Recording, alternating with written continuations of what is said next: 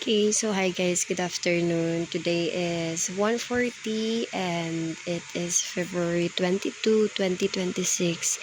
So, at the very first time ko na ginamit yung kettle heater. Nabili ko to siya guys, ngayon lang sa Robinsons here in Boracay, and ito yung pinaka first na ginamitan ko. So this is for my feet.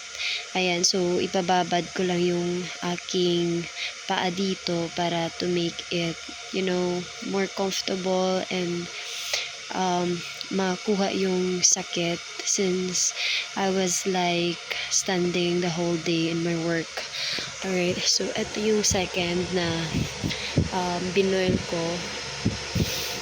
This is for my coffee, for something to drink. And meron din nga pala ako na nabili na donut. So, ayan, dito ko ibababad yung paa ko. And ito yung ano niya guys, ito yung wrapper niya. Yung carton. So, actually, hindi ko to siya itatapon because I will put this electric kettle. Okay, so meron din pala ako na nabili na donut. Ito, so pang merienda ko to siya. Actually, kakatapos ko lang din kumain before ako natapos ng work. Na break time, kumain na agad ako doon sa resto. So, this is for my merienda. Okay, for my merienda. So, maybe I'm gonna do some, TikTok, to make myself to get what's this called, basta para mas stress free ba, so I have to do something before I go to sleep. Alright, so dito lang muna to, and then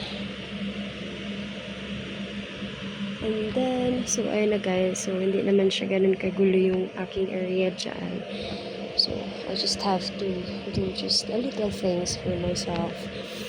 And ayun, so actually advice to ni Amet kasi for my feet lang, and then for my drinks, coffee or something.